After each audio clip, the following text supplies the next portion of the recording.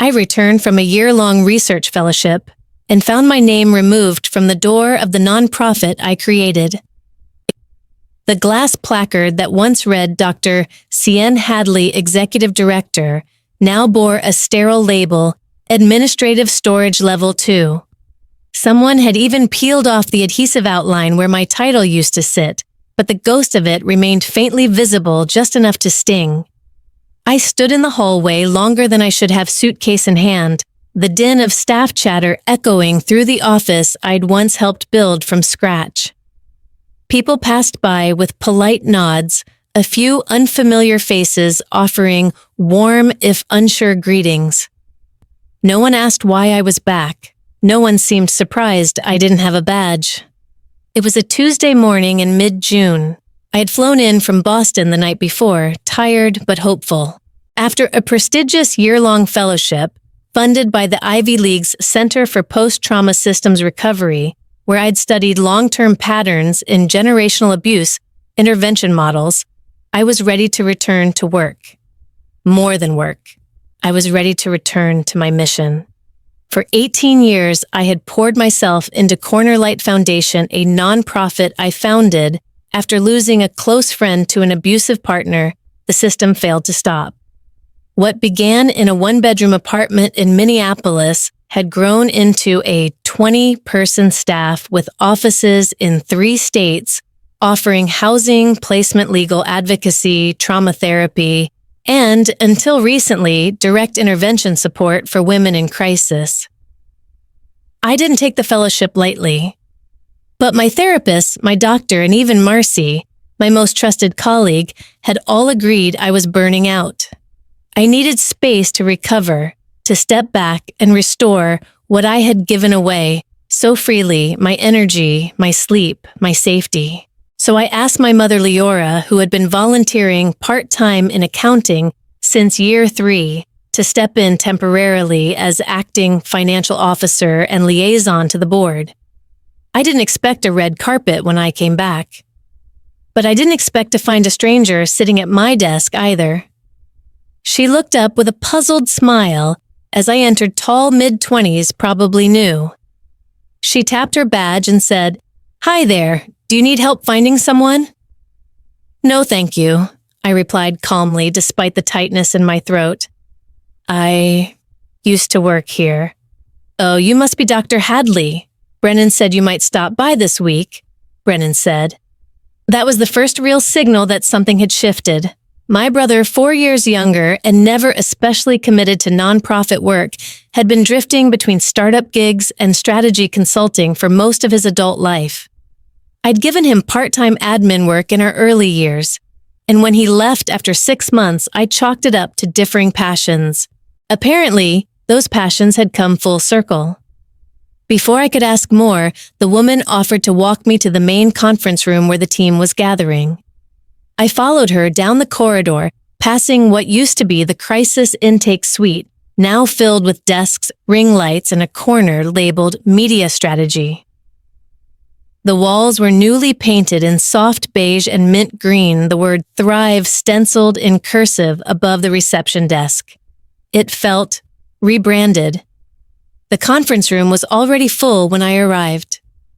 Brennan stood at the head of the table, clicker in hand, mid-sentence, about audience conversion metrics. He paused when he saw me. "Cian," he said, arms open like we were old friends meeting in the airport.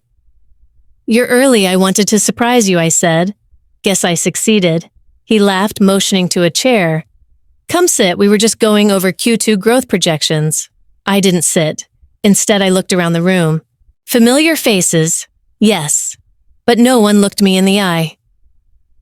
Marcy glanced up briefly, then looked down. Leora stood near the corner, arms folded, wearing the navy blazer I recognized from her board appearances, never from staff meetings. "Brennan," I said slowly, "why does my office have a storage sign on it?" He looked momentarily flustered but recovered fast.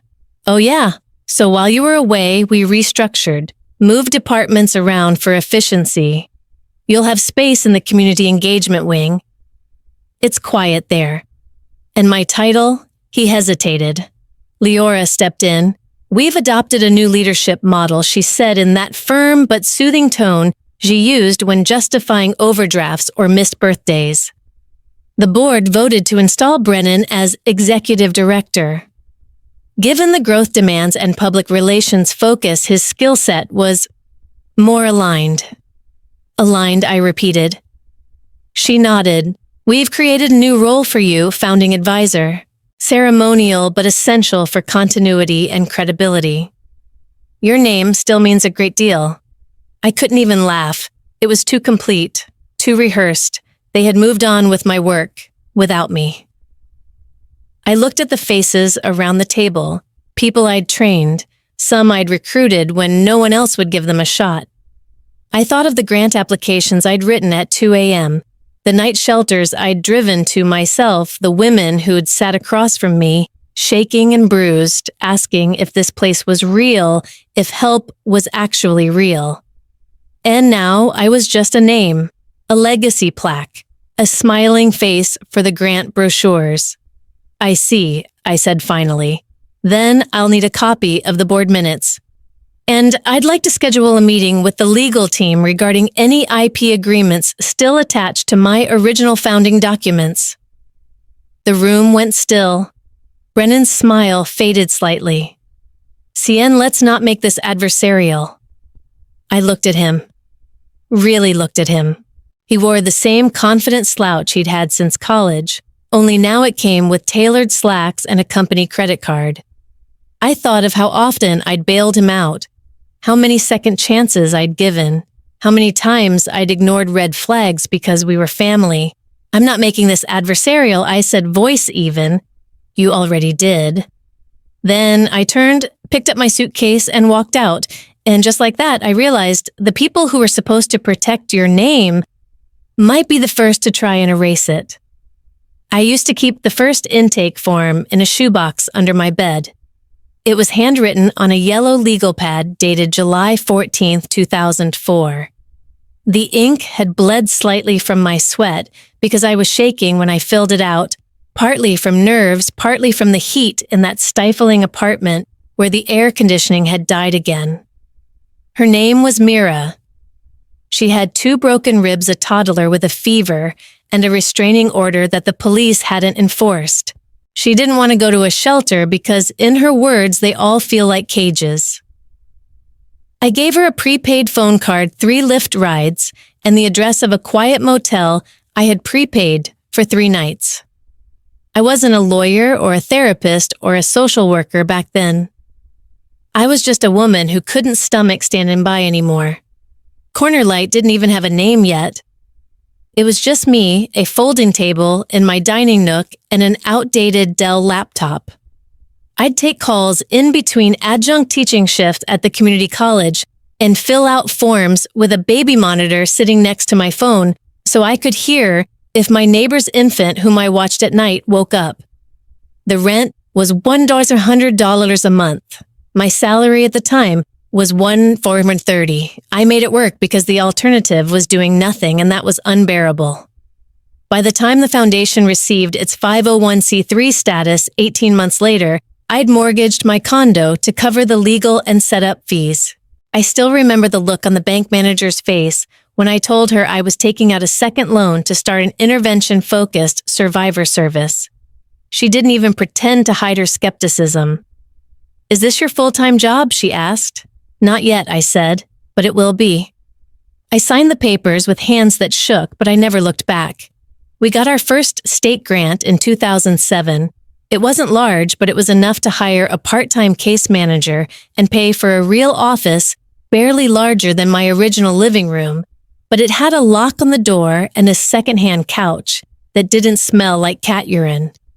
I still remember the day I hung the laminated sign outside Corner Light Foundation Survivor Support and Response. I cried the whole way home. It was the first time something that lived in my head became visible to the world. Back then, we did everything. We picked women up from hospital ERs in the middle of the night, drove them to shelters that didn't have the staff to fetch them. We helped undocumented women navigate impossible systems. We translated legal forms for survivors with no family, no money, no options. We organized candlelight vigils when the courts failed them. I've testified in 3 wrongful death suits. 2 of those women had been turned away from our city shelter due to capacity. 1 had left me a voicemail 3 days earlier. I still have it saved. I can't make myself delete it. There were threats, of course. 1 man parked outside our office for a week. Another followed a volunteer home. I've been doxxed, sued, and spat at in court hallways. There were nights I couldn't sleep because I was afraid a name had been leaked. Once I had to move to a hotel for 2 weeks because someone scrawled traitor on my car windshield. I never told Brennan about that. He was going through one of his own spirals at the time. Brennan wasn't always a problem. In fact, he was one of the first people I called when we got that 2007 grant. He'd just come out of rehab and needed something to focus on. I gave him the title Operations Assistant, which basically meant I paid him to organize files and run groceries to the women at our safe flats. He showed up mostly. Sometimes he forgot things or came in late, but I chalked it up to recovery. I believed then, as I do now, that people deserve more than one chance. He was charming good with donors, a little careless, with expense reports, but never malicious. Not then. By 2012, we had 7 staff members and had just opened our 2nd office, this one in St. Paul. Brennan had left the year before to join a marketing agency. I remember he told me he wanted something with more upside. I wished him well and gave him a glowing reference. That's how we worked in my world. You built people up and let them leave stronger than they came in. I didn't start to crack until 2019. That year, we handled over 900 direct cases, and I was personally involved in more than a third of them. I wasn't supposed to be. I had a program director and a clinical team by then, but when a woman called in tears and said, "I heard you help people when no one else listens, how could I pass her off to someone else?" I started having trouble sleeping. Then I started skipping meals. I'd sit in the car after meetings with my hands clenched so tight they'd go numb. One night, I drove to a shelter and parked outside for 45 minutes just to cry. I wasn't sad. I was depleted. The fellowship opportunity came through my old graduate advisor at Northwestern, a trauma-informed leadership grant focused on nonprofit burnout and system sustainability. I applied on a whim. When I got it, I hesitated. Leaving felt like failure, like walking away from people who needed me. But my therapist looked me in the eye and said, "If you don't go now, you might not be here next year to go at all." So I went. Leora encouraged me. She'd always been good with numbers, so I asked if she'd temporarily manage finances. I gave her access to accounts, introduced her to the board, and trained her on our funding structures.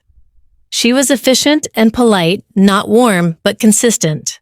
I trusted her. And Brennan. He showed up to my going away dinner with flowers and said, "Don't worry, we'll keep the lights on."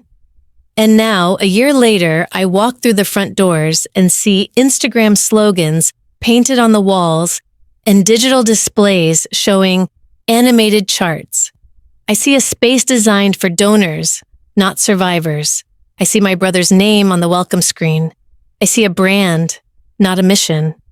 And I feel it, that quiet, terrible realization that the thing I built with my hands, with my health, with my sleep and sanity, no longer belongs to me. It was never about ego. I never needed credit, but I needed truth.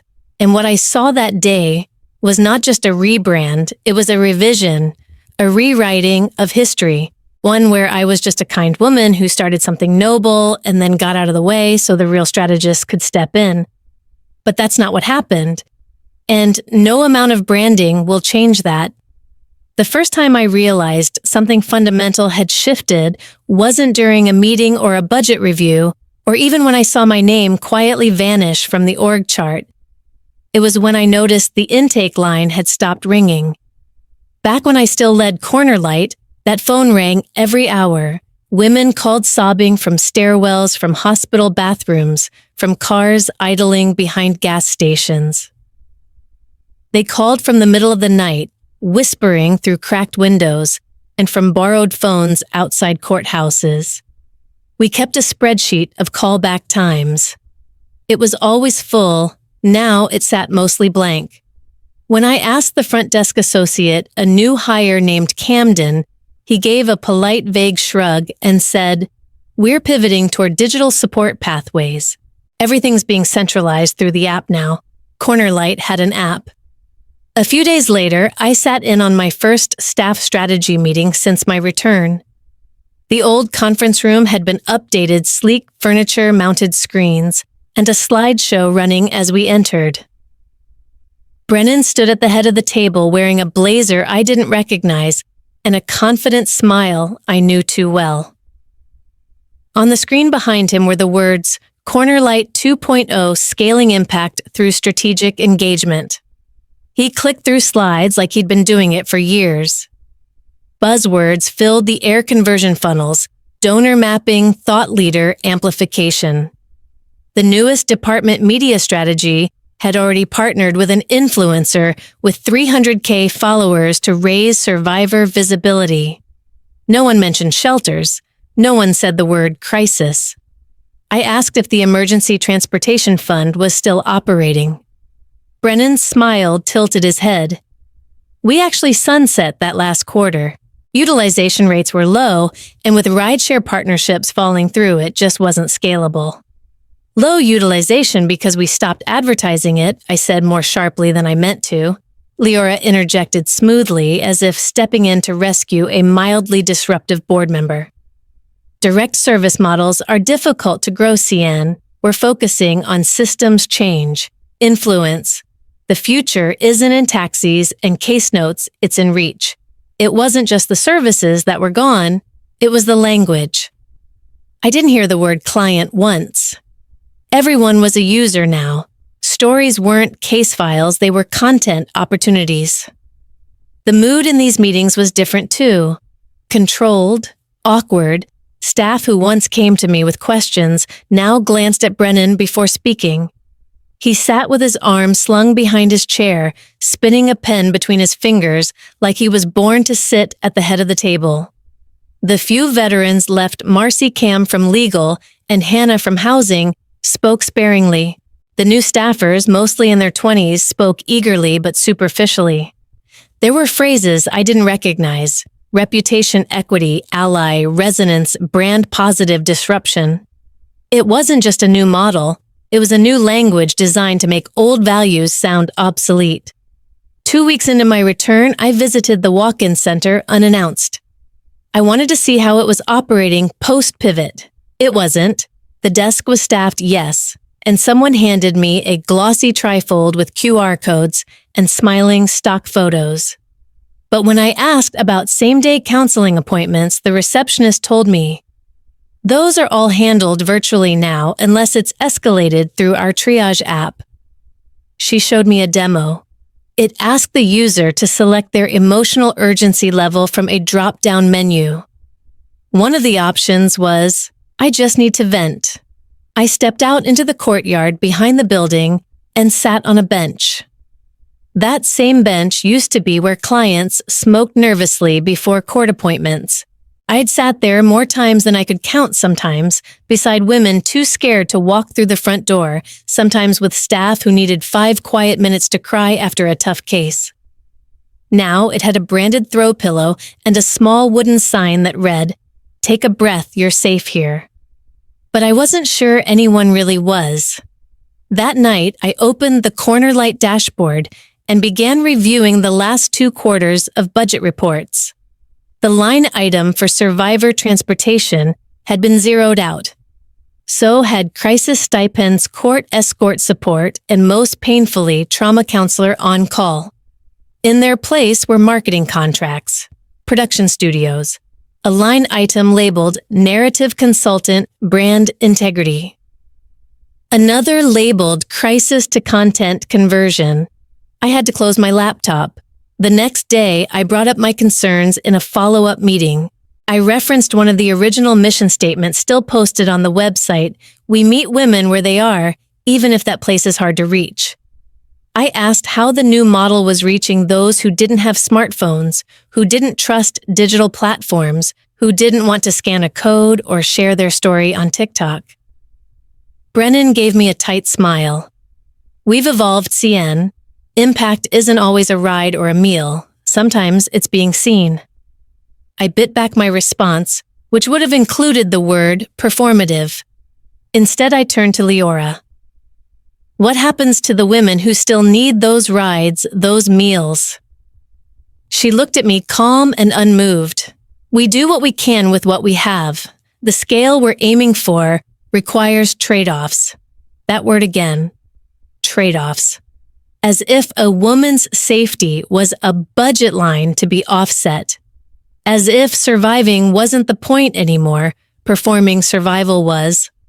A few nights later, I was invited somewhat awkwardly to the annual fundraiser gala.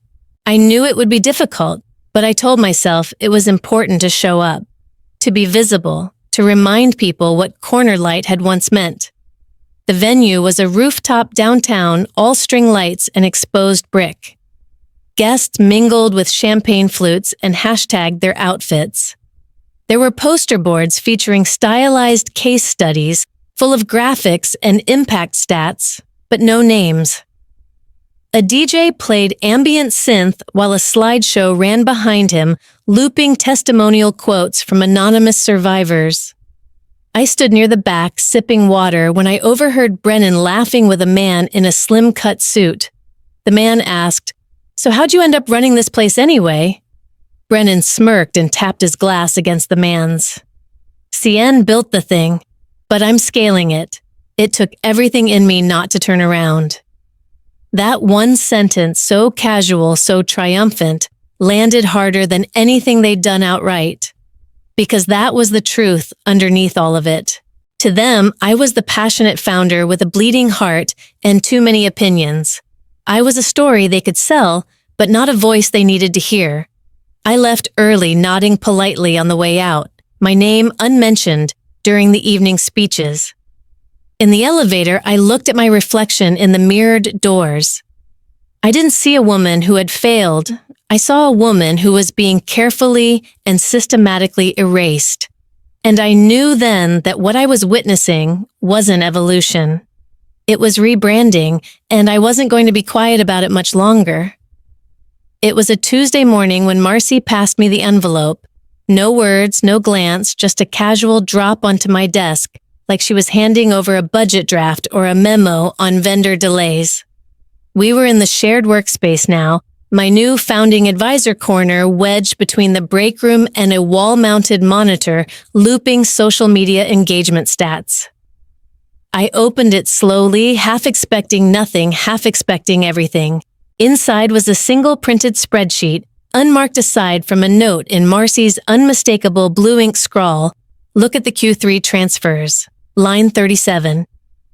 Marcy had been with me almost from the beginning. 8 years, 3 offices, and too many late-night crisis meetings to count. She'd always been careful, always discreet. When I left for my fellowship, I knew she'd keep her eyes open without needing to be asked. But this was something else. This was a risk. I turned the page sideways to get a better look at the columns. It was a quarterly finance report, not one I'd seen before. Not the sanitized summaries we shared with staff or donors. This one had internal codes, routing instructions, sub-fund details. I scanned down until I saw it. Transfer ID EUR837T amount $280 memo operational efficiency consolidation destination Radiant Pathways Coalition. I stared at the name, Radiant Pathways. I had never heard of it. The line item wasn't in our grant allocations. It wasn't listed in the budget summary for Q3, and when I checked the digital board minutes later that afternoon, there was no vote recorded, no discussion noted. Just a generic line about strategic redistribution of surplus for expanded impact. I pulled the original founding documentation from my cloud archive that night. I still had admin access to the historical files, one of the few oversights Brennan hadn't noticed yet. The bylaws were clear. Any external fund transfer over $100,000 required board vote and founder review. My review. But the approval signature on the scanned PDF, it was mine, except it wasn't. The style was close. My name spelled correctly the right degree initials, but the tilt was off. The pressure, inconsistent. It was a digital signature, inserted to look handwritten, but the slant was wrong, and I'd never in any context signed off with the year abbreviated like that. Whoever faked it hadn't paid enough attention. The next morning, I searched for Radiant Pathways Coalition online. The website was basic, one landing page, no staff bios, a vague mission about bridging trauma recovery through multimodal community resonance. The only physical address listed was a P.O. box in Eden Prairie. No phone number, no contact email beyond a generic info inbox. I checked the nonprofit registry filed 6 months ago. Brennan's name wasn't on it, neither was Leora's. But the registered agent was a man named Elliot Stroud, a name I recognized from a coffee meeting Brennan had a few weeks back. I remembered because I'd passed them in the lobby and Brennan had said, "Old friend from grad school." Just networking. I opened a private spreadsheet of my own and started collecting. By Friday, I had 6 separate transfers totaling over $400,000, all routed to Radiant Pathways over the last 2 quarters. 3 were labeled Program Expansion Initiatives. 2 were marked External Partnership Consulting, and 1 was simply listed as Strategic Innovation Realignment. All of them were over 50,000. None had board notations. None were disclosed in staff meetings. None had proper signatures. I met Marcy that afternoon at a coffee shop 4 blocks from the office. She was already sitting by the window stirring a cup of mint tea that had long gone cold. When I sat down, she didn't look up right away, just said softly, "You found it, didn't you?" "I did. I can't prove anything," she said, keeping her voice low, but every time I asked for a budget line detail, I got stonewalled. "Brennan told me to stay in my lane." "How long has it been going on?" She hesitated. "Longer than I want to admit. At first it was small consultant fees, production invoices. Then that number 280 showed up and something just didn't sit right. I flagged it to Leora and she said, and I quote, "You're not here to second-guess strategy. You're here to support implementation." She finally looked up. That's when I printed the file. I figured if I didn't give it to you, no one would. I leaned back, trying to process the weight of what I now held. This wasn't a disagreement over mission. This wasn't a fight over branding. This was misappropriation, strategic, concealed, and deliberate. "What's the end game?" I asked. Marcy shrugged. "A shell org to cycle money through, a rebrand that cuts out liabilities like frontline trauma support and founders with PTSD. Maybe Brennan's grooming it for private partnerships. Maybe they're trying to push you out so cleanly that when they launch the next version of Corner Light, you're nothing but a footnote." I stared out the window. Across the street, a woman was dragging a stroller up the bus steps. The toddler inside looked about 2. She was wearing a coat too thin for the weather. I wondered who she would have called 5 years ago. I wondered what answer she'd get today. I asked Marcy to send me every file she had. She nodded. Back home, I dug deeper. I traced the IP address from one of the Radiant Pathways email headers. It matched the Corner Light server cluster. Whoever was managing the shell org was doing it from inside our building, from our infrastructure, probably with our money. The next morning, I walked past Brennan's office on the way to mine. His door was closed, but I could hear music playing some upbeat indie track with synths and clapping. A young staffer passed by, laughing into her phone. Leora's voice drifted out from the boardroom, calm and clipped. "We're not looking backward. We're building forward." I sat down at my desk and opened a blank document. Timeline. File number 1Q3 anomalies. File number 2, signature discrepancies. File number 3, affiliated entities. They thought I wouldn't notice, that I'd come back too late, too tired, too grateful to question the damage. They were wrong, because this wasn't just about money. It was about the people the money was meant to protect. And if they thought I wouldn't fight for that really fight, they never knew me at all. By Monday morning, the rebranding campaign was in full swing. Cornerlight's Instagram feed had shifted from trauma support infographics to glossy photo shoots featuring fresh-faced influencers holding mugs that said, "Survivor is a superpower." A blue and gold digital badge labeled Justice Innovator Partner floated across each video stamped with our logo and a curated quote that sounded vaguely empowering but meant absolutely nothing. There was a reel of a TikTok creator doing a walk and talk outside our building, saying things like, "This isn't your grandma's nonprofit." Cornerlight is changing the way we think about healing by thinking bigger. Another influencer, this one with perfect waves and a huge following for conscious entrepreneurship, did a day in my life vlog featuring a meeting with Brennan.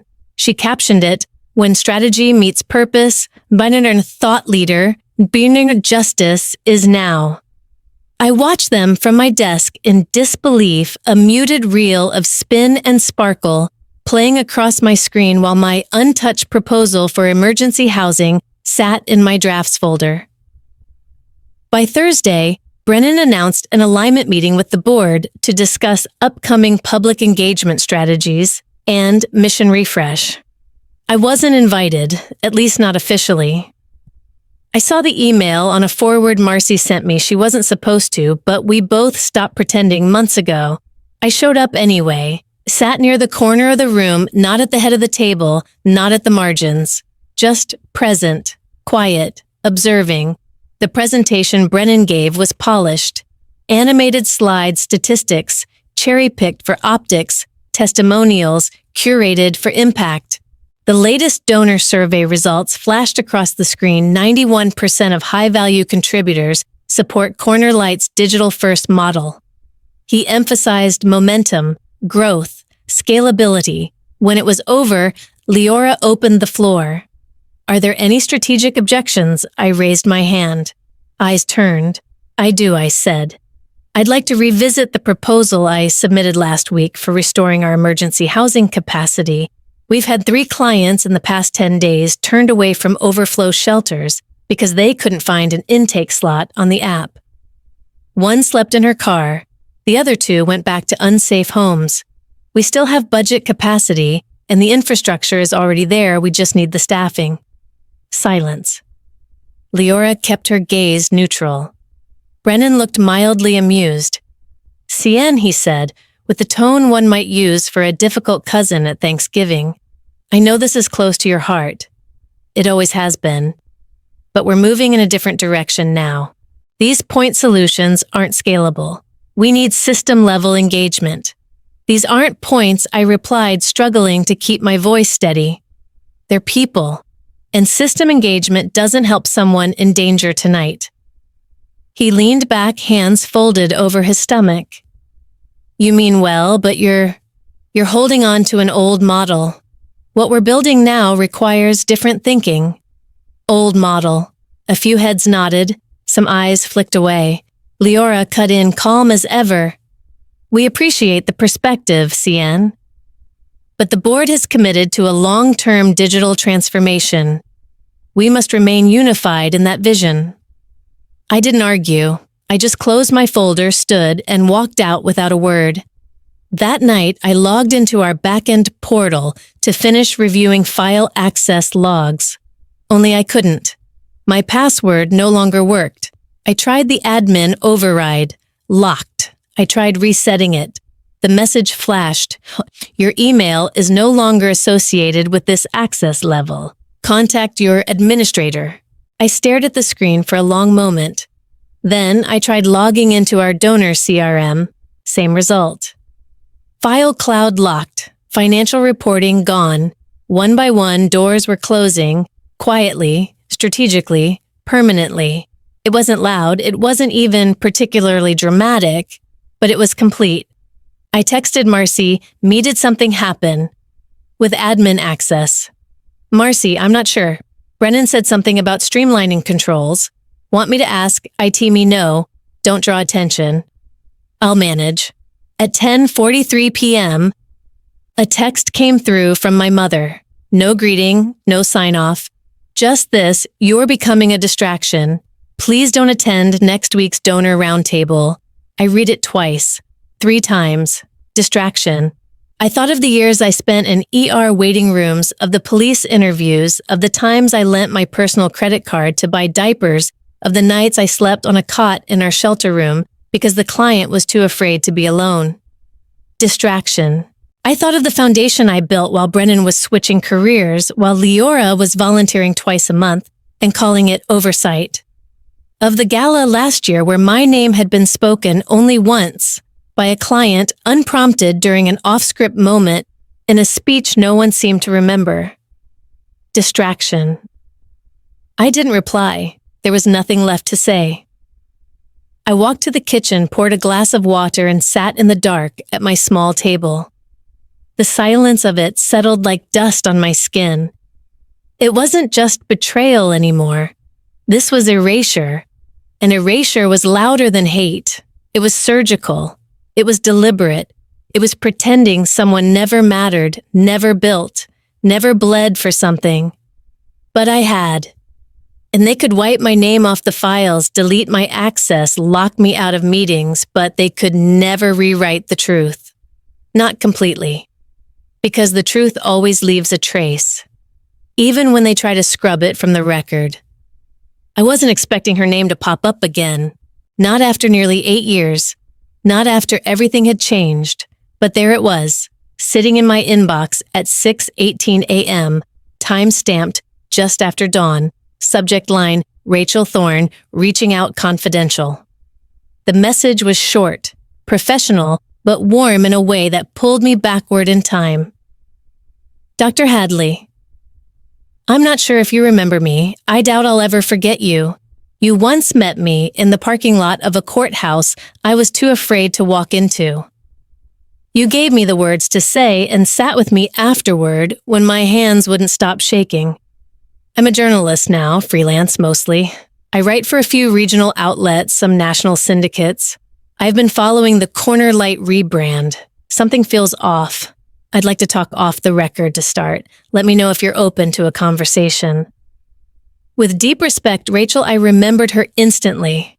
Small frame, big eyes that never quite stopped darting. Her voice quivered when she spoke, but her language was precise, like someone who taught herself to be clear, so no one could twist her words. She had arrived at Corner Light with an eviction notice, a court date, and no idea where her next safe hour would come from. I remembered her asking if it was okay to use her real name. I remembered saying, "It's your story. You decide how it's told." I replied the same morning, agreed to meet later that week. We chose a small bookstore cafe on the northeast side of the city, somewhere quiet, off the beaten path, neutral. I arrived early. She arrived on time. Rachel had changed in all the ways that mattered. Her eyes still moved quickly, but not with fear, just alertness. She carried a leather satchel, not a worn duffel. Her voice was steady when she introduced herself, but the way she said my name, Dr. Hadley, still held reverence even now. We sat near the window with mismatched mugs of coffee. She didn't pull out her recorder. Not yet. I've been watching the campaign, she said. It's slick, overproduced, almost too smooth. You can tell when something's been polished until it doesn't feel human anymore. I nodded but said nothing. I've talked to 3 women who say they were turned away in the last month because the intake app glitched. 2 ended up going back to unsafe homes. 1 found a couch through a friend. None of them got follow-up. Still, I said nothing. Rachel leaned forward. Off the record for now. But Cian, what's really going on? So I told her. Not everything, not yet, but enough. About the Q3 transfers, about Radiant Pathways, about the forged signature, about the shifts in language, the dismantling of services, the shell entity with no real staff, about the meetings where I'd been called outdated by my own brother. Rachel took notes the way I once remembered her speaking precise, measured, but always leaning towards something sharp. She didn't interrupt. She didn't ask for evidence. Not yet. When I finished, she said, "I want to look into it. Quietly. I won't publish anything without your sign-off." I stared at her. "Why?" She gave a small, lopsided smile. "Because I know what you built, and because I'm one of the people it saved." We agreed on encrypted communication. I forwarded her the files. I had the budget snapshots, the Shell org registry, a copy of the internal document with the forged approval. She promised to verify everything before taking it further. The next morning, the real storm rolled in. I was brushing my teeth when my phone buzzed with a number I hadn't seen in over a year, Gideon Maris Mid-State Public Trust Fund. Our primary grant agency, the ones who'd funded Corner Light's field response units for 6 years straight. The man who once told me, "What you're doing out there is the future of social service." I wiped my hands and answered. CN Gideon said without preamble, "Got a minute for you always." There was a pause just long enough to signal something serious. "I've been trying to reach Brennan," he said. No response. "We're reviewing deliverables for the trauma housing grant. The big one, $1.1 million, spread over 18 months, I remember. We're missing status reports. The app metrics don't match the original scope. And we received 2 complaints flagged by watchdog organizations about service denial and response time failures. Normally, I wouldn't escalate so fast, but..." He paused again. "There's another issue. Your name is listed as the compliance officer on the documentation." I froze. "I stepped down from grant compliance oversight 2 years ago," I said carefully. "Well, someone resubmitted a modified structure in Q2. It includes your name, your old title, and an e-signature. I never signed anything, I believe you, but we need clarity fast. If the deliverables don't align and we find funds have been diverted, well, this stops being an admin issue. It becomes fraud." I sat down slowly, the phone still pressed to my ear. "I'll send you everything I have," I said. "Please do. NCN. I hope you're keeping a paper trail." "I am." I hung up, opened my laptop, and forwarded Gideon the full packet I'd built over 70 pages of internal inconsistencies, discrepancies in the org chart filings and the signature overlays I'd compared. Then I messaged Rachel and told her what had happened. Her reply came 5 minutes later. "I just cross-checked the Radiant Pathways EIN. It's registered to an address tied to a defunct event planning LLC that used to belong to someone named Elliot Stroud." Sound familiar? It did. Brennan's old roommate from business school. Rachel added one more line. "We're not looking at incompetence. We're looking at a plan." I stared at that sentence, the words as sharp as any courtroom testimony. Not incompetence. A plan. And now I was inside it, whether I wanted to be or not. They had used my name, my credibility, my history, the thing I bled to build, and they had funneled it into a machine that no longer bore any resemblance to the mission we'd once lived by. This wasn't rebranding. It wasn't even betrayal anymore. It was theft of trust, of integrity, of a legacy they never earned but now wore like a badge. And for the first time since I came home, I knew exactly what I needed to do next. The exposé dropped on a Thursday. No teaser, no email to warn me. Just a sudden wave of push notifications text from colleagues I hadn't spoken to in years, and a subject line from Rachel that read simply, "It's live." The title was Clean Surgical, The Cost of a Brand, How One Nonprofit Lost Its Mission Behind the Curtain of Innovation. It ran on a national outlet's front page by noon. By 2 o'clock, Backer Corner Light controversy was trending across 3 platforms. Rachel's writing was precise and devastating. She didn't rely on anonymous sources. She used names. She embedded documents. She traced every forged signature, every suspicious payment to Radiant Pathways, every shift in mission that redirected funds from frontline support to strategic innovation initiatives.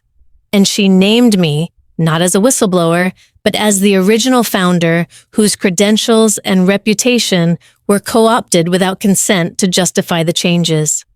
She quoted Gideon Maris. She cited public records. She ended the piece with a transcript from a staff meeting where Brennan had said, "Public money is a tool. If you're smart enough to shape the narrative, compliance is just paperwork." By dinner time, Cornerlight's donor portal was down. Their Twitter account was locked. And Brennan was sweating. I knew because he called me twice. I didn't answer either. Leora was more persistent. She showed up at my door. I opened it halfway. She was dressed in what I'd come to think of as her damage control outfit, cream sweater, soft gold earrings, not a hair out of place.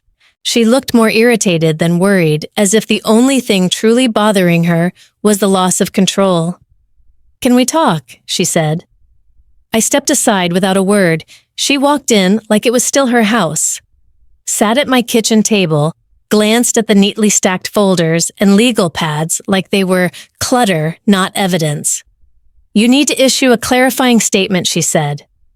"No," I said. "It doesn't have to be an admission, just something to ease the reaction.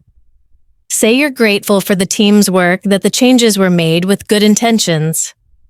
Help the organization stabilize while we sort this out. There is no we," I said, voice even. "And I'm not going to help them cover fraud." Leora exhaled slowly as if I were the one being irrational. "The board is panicking. Brennan's made mistakes, but this could tank everything you built." "Don't you understand that I understand perfectly," I said. "That's why I'm not helping him." Her lips thinned. "You've always had trouble playing the long game." "No," I said. "You just never liked my version of it." She stood. "You're hurting people who need us." "No," I repeated.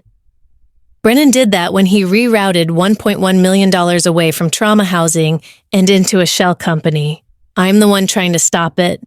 She didn't argue again, just grabbed her coat, gave me one last look of tight, cold disappointment, and walked out. I closed the door, locked it, and turned off my phone. By the next morning, 3 major funders had suspended their grants pending investigation. 2 mid-level program managers posted open resignation letters on LinkedIn stating they could no longer work under leadership that confused innovation with exploitation. Cornerlight's official statement was released by mid-afternoon. It blamed administrative miscommunication, denied all intentional wrongdoing, and assured the public that a third-party compliance audit was already underway. But the cracks were widening. Rachel sent me a message at 5:41 p.m. "Check your inbox. You'll want to see this before it disappears." It was a video file, grainy quality, but the audio was clear. Brennan, in what looked like a donor mixer, low-lighting wine glasses, clinking, casual chatter in the background. He was standing with a man in a gray blazer, his arm draped over the back of a leather couch. "They don't even read the line items," he was saying. "You slap a metric on it, throw in some trauma jargon, and the grant officers eat it up. You just got to keep it vague enough to pivot later." Cien's name helped no one questions a founder's signature. The man laughed. "What if she does?" Brennan shrugged. "Then we spin it. Legacy versus vision. Classic tension. Worst case, she gets loud and we frame it as burnout. The whole board's on my side. Leora, too. I played it again and again." The words hit harder than I expected, not because I didn't believe he'd said them, I did, but because hearing them stripped of context, stripped of charm, stripped of any illusion of misunderstanding, made it real in a way nothing else had. He had planned it. He had counted on my silence. He had weaponized my own exhaustion, my absence, my history of burnout, and bet that I wouldn't fight back. I forwarded the file to Gideon, my attorney, and after a long pause to the current board members whose personal emails I still had. No context, no caption, just the file. By Monday, 3 more staff had resigned. The board had called an emergency closed-door session. And Brennan, he issued a public statement through his PR rep claiming he had been taken out of context in a private hypothetical conversation.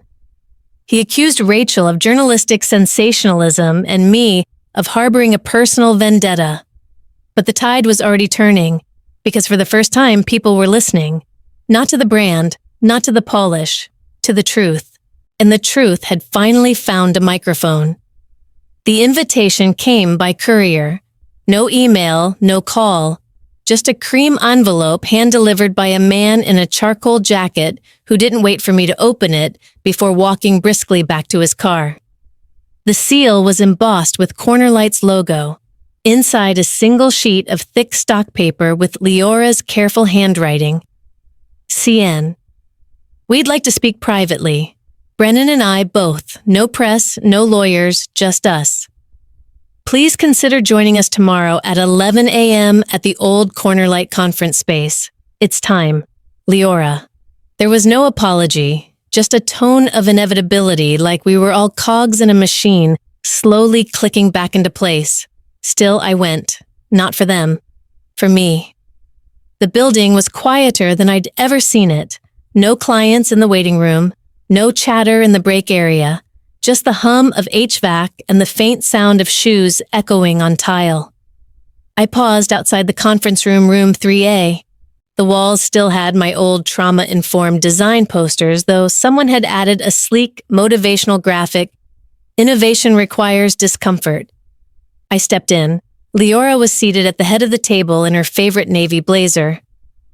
Brennan sat beside her suit, crisp hair, a little too gelled.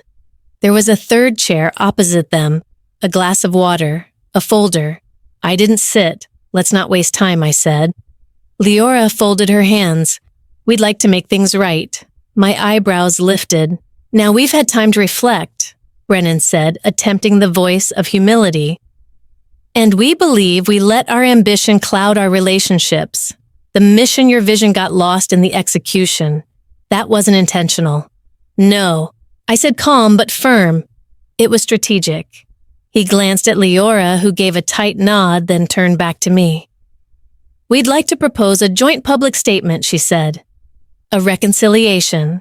We name you co-chair of the board and honor your original contribution at the upcoming donor summit. You return as a symbol of unity, help stabilize the narrative. My laugh came out sharper than I meant. You want to restore credibility by borrowing mine again. Leora didn't flinch. You're still part of this family, CN. Part of this story. I looked between them. You gave my legacy to a man who's never spent a night in a shelter past sunset, who never carried a woman's go-bag through an alley in winter, who called me outdated while using my name to commit fraud. I leaned forward slightly. And now you want me to fix what you broke. Brennan opened the folder between them. We can put your name on the building. Rename the innovation wing after you. We'll make sure the press knows you're back leading with us. That's not leadership, I said. That's laundering. They were quiet. Then I slid a thin folder from my own satchel and placed it on the table. I have another offer, I said. They glanced at it. Leora frowned. What is this a-formal bid, I said, to acquire the Cornerlight name, intellectual property, and remaining unrestricted assets. You can dissolve the shell, start fresh under another banner. I'll take what's left, salvage what I can, and rebuild it from the ground up. Brennan scoffed. You want to buy the nonprofit, I want to unpoison it. Leora blinked, calculating. That would trigger legal review. The board is already fractured. 2 members called me yesterday. They're ready to vote. Public faith is gone. Your funders are pulling out. What you're running now isn't Cornerlight. It's a PR liability with a beautiful logo. Silence again. I softened just a fraction. I didn't come to destroy this place. I came to protect the work. You made decisions for optics. I built it for people. Brennan tried to recover. This isn't practical, I cut him off. Neither is letting a man under investigation remain in leadership. But here we are. Leora reached for the offer folder, opened it, read. Her mouth moved slightly as she skimmed the terms. It's fair, she said finally. Quiet. I nodded. I'm not asking for forgiveness. I'm offering a way forward that doesn't end in lawsuits and headlines. You step down. Brennan steps away, I assume ownership under an independent review process. And you both get to walk away without another scandal on your backs. Brennan stood abruptly. This is ridiculous. No, I said. What's ridiculous is that I built something from the ground up, and the two people who knew me best thought I wouldn't fight for it. Leora stayed seated. Her eyes flicked between the two of us. For a long time, she said nothing. Then finally she whispered, "What would you call it?" I took a breath. Still corner light, but only if I can make it mean something again. They didn't agree that day. They didn't reject it either. But as I walked out of that room into the quiet hallway past the empty chairs, the flickering mission statement plaque, I felt the shift. The power wasn't in the building anymore. It was in me. The paperwork was signed on a Tuesday morning just after the rain broke. The windows of Gideon Maris's office still glistened with droplets and steam curled from the 2 mugs of coffee untouched between them. Gideon slid the final document across the table with quiet finality and said, "It's yours now, clean title, assets transferred, Cornerlight as a legal entity is yours to relaunch, rebrand, or retire. Whatever you want." Cien stared at the signature line for a long moment. Her pen hovered. This wasn't about revenge, not anymore. This was about stewardship of people, of promises, of something she built with her whole self. Then she signed.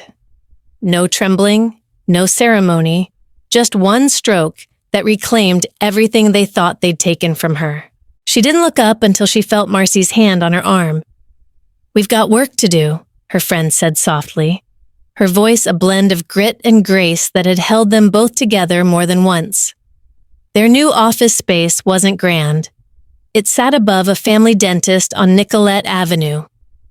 The stairs creaked. The carpet was a relic from the 80s, but the light through the west-facing windows was golden and forgiving, and the front room had a kind of peace that felt earned. They called it the Hadley Foundation. Not out of ego, but accountability. This way, Cien told Marcy, her voice dry, but certain if it ever goes off track again, I won't have anyone to blame but the woman whose name is on the door. Word spread faster than she expected. Within 2 weeks, 5 former Cornerlight staffers handed in their resignations. They came quietly, some with tired eyes, some with nervous smiles, and none expecting absolution. One had once voted against Cien in a board meeting. "I stayed too long," she said simply. "But I'm ready now if you'll have me." Cien nodded. We build forward. The new mission was lean. No digital rebrand, no flashy campaigns. Just the basics: legal aid for survivors, rapid shelter referrals, trauma-informed therapy subsidies, and at the heart community. Gideon introduced her to a quiet philanthropic collective focused on ethics and long-term recovery. They had followed Rachel's exposé. They had read every detail of the grant manipulation and watched the silence from the old board. They believed not just in her integrity, but in what she represented: restoration over retribution. 3 weeks later, the Hadley Foundation was awarded a $2.3 million grant to rebuild ethical trauma recovery infrastructure across 3 counties. The grant came with no press release, no social campaign, just a phone call from Gideon saying, "It's yours if you want it. Use it like you always did, with care. When the call ended, Cien stepped outside into the late afternoon sun. She stood in the alley behind the building, letting the wind move through her until her throat burned. And then quietly, she cried. Not with collapse, not from grief, just release. That afternoon, Rachel published a follow-up titled From Founder to Forger to Founder Again, the woman who wouldn't let her mission be stolen. It wasn't sensational. It was clear, precise, measured, and that was all Cien ever wanted to be understood, not for drama, but for clarity. Meanwhile, the State Ethics Board moved swiftly. Once the $1.1 million in rerouted funds were traced, and Cien's forged authorizations verified Brennan faced formal inquiry. He issued a tepid statement expressing regret over procedural oversight, but his reputation unraveled. He deleted his social accounts, declined every interview, disappeared from view. Cien never said his name publicly, never corrected the record with spite. As for Leora, her mother retreated even faster. A single post on the Cornerlight website marked her departure. After many years of service, I'm stepping away to spend more time with family and reflect on the next chapter. I remain proud of the work Cornerlight has done and wish the team continued success. No mention of Cien, or the handover, or the investigation. It was fine. Let them retreat into silence. The work would speak. When the first physical location of the Hadley Foundation opened a converted duplex in St. Paul with soundproof rooms, hand-painted murals, and a community garden, the press asked for a comment. Cien said yes. She met them in the new intake room beside a table stocked with coffee blankets and coloring books. The reporter asked, "Did you rebuild out of revenge?" She shook her head. "No," she said. "The work was always bigger than me, but I won't let it be distorted in my name." She didn't mention Brennan, or the betrayal, or even the forged papers. Instead, she talked about the woman who came in last week with 2 kids and no ID. She talked about how the staff offered her dinner, a bed, and no questions. She talked about designing systems that didn't punish mistakes, that saw people as worth helping, even when they couldn't articulate their pain. And after the segment aired, the donations began again. Slowly. Quietly. No viral campaigns, just hand-addressed envelopes, old-fashioned checks, and handwritten notes. "You gave me hope 10 years ago. I never forgot. I stayed quiet when you were pushed out. I'm sorry, but I'm here now. Thank you for not walking away. Some of us still needed you." In her new office, she pinned one of the notes beside her desk. When Marcy asked if she wanted to hang the old Cornerlight plaque anywhere, Cien just smiled. "No," she said. "Let's build something that doesn't need a past to justify its purpose." This time, the light wouldn't be borrowed. It would be built, carefully, earned again and held without apology, and it would never be taken. The round table wasn't on a stage, and there were no microphones or floral centerpieces, just a circle of folding chairs set up in the community room of the Hadley Foundation. The walls were painted a warm golden color brightened by sunlight slanting through high windows and softened by hand-painted artwork survivors had contributed over the year. On one wall, a mural showed a hand reaching into water not to drown, but to lift someone else up. It had been exactly 1 year since the relaunch. A year since Cien took her name back, her mission back, and her voice back. Today wasn't a celebration, it was reflection. The room was filled with people who had shaped her path in ways they would never fully know. Colleagues, survivors, therapists, even a few funders who had quietly returned after the scandal broke. Cien sat near the edge of the circle, a soft leather folder in her lap. It was worn at the corners, the stitching frayed in one place. Inside was something she hadn't read aloud in over a decade. Marcy sat to her right, as she always had, calm and quietly anchoring the room. On her other side, Rachel Thorne leaned forward with a reporter's alert posture, though she wasn't here to take notes. Rachel was here as someone who had once been a client, a survivor, and now a nationally known journalist. The discussion began without much prompting. A young woman in a denim jacket, barely 22, spoke first. When I walked into the old center 2 years ago, I couldn't make eye contact with anyone. I thought needing help meant I'd failed, but you didn't make me explain why I stayed. You just let me sit. That was the first time I felt safe. The room was still. A middle-aged man followed her, his voice gravelly from nerves. You taught me that trauma doesn't make us unfit to help others. It makes us more qualified. I used to feel like I was just surviving. Now I mentor others. And every time someone says, I thought I was the only one, I know I'm doing what I came here to do. Others chimed in, staffers, volunteers, therapists, board members. No one spoke for applause. They spoke to be understood. Rachel finally leaned in. When I started writing your story, I thought it would be a takedown of a corrupt nonprofit. But the more I listened, the more I realized it wasn't about destruction. It was about refusal. You refused to let them write your ending. And that refusal, it made space for the rest of us to speak. Cian hadn't planned to cry, but she did, quietly. She took a slow breath and opened the folder in her lap. Inside was a yellowing sheet of paper, the very first draft of the mission she'd written for Corner Light, back when it was just an idea scribbled in a composition notebook. She read aloud, "We believe safety is a right, not a privilege. That healing requires space, not spectacle. That justice isn't always loud, but it must always be real."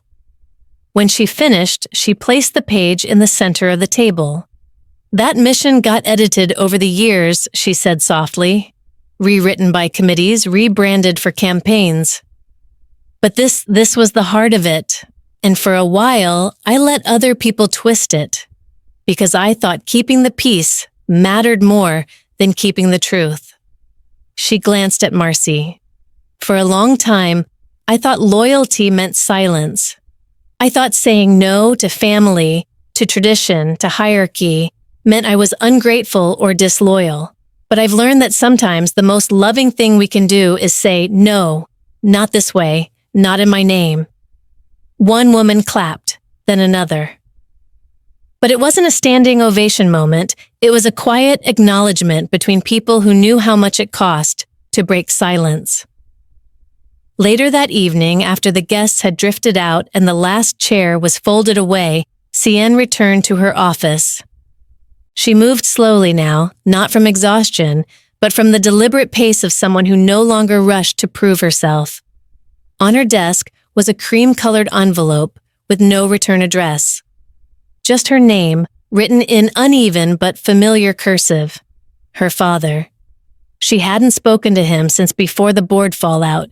He had stayed on the margins for most of her life. Never cruel, just distant. When she called after the grant, scandal broke, he had simply said, "I don't know what to say about all that trauma stuff." Then he hung up. She sat down and opened the envelope. Cian. I don't know if this matters. Maybe it's too late. But I saw you. On TV, with that woman in the teal scarf. I read the articles, and I saw the people clapping. I thought giving you space meant I was being respectful. But I see now it was just me not showing up. I never asked about your work. I never asked how it cost you. You deserved better than silence. I should have told you I was proud before someone else had to show me why. You did good, kid. Dad. She read it twice, then folded it and tucked it into the same folder that held the original mission statement. She didn't need to frame it. She didn't need more than what it was, a moment of someone finally seeing her, however late. That weekend, she flew to Chicago to speak at a conference. The keynote was titled, Restoring Mission in the Age of Optics. She stood before a room of nonprofit directors, social workers, and young professionals who still believed they could make things better without burning out. I was told once that I was just a symbol, she began, that my presence gave others hope, but I didn't have real power. And for a while I believed that. I stayed quiet while others distorted the mission I built. I thought I had to choose between family and truth. She looked out over the audience. But I've learned something else. Symbols don't just represent something. They carry weight. And when you finally let them speak, really speak, they echo. After her talk, a young woman approached her wide-eyed and trembling. I'm in my first year running a shelter. My board keeps cutting things. I was starting to think I didn't belong. But hearing you made me believe I can protect the mission and myself. Cien took her hand. You can. You will. The woman hesitated. They said you were just a symbol. Cien smiled. They told me that too, she said. Turns out, symbols can speak loudly. And this time, no one interrupted her.